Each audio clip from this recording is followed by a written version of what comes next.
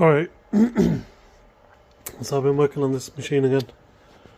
This is the very first machine I made. I'm going to redo it, and what I was just cutting there was some with these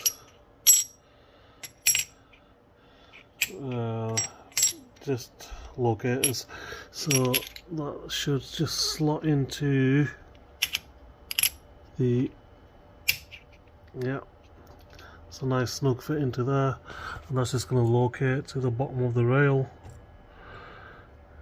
and I'm going to do that on both sides. So, and then I can reference the other rail off of the one that I've just put the brackets against, and I hope that's fine.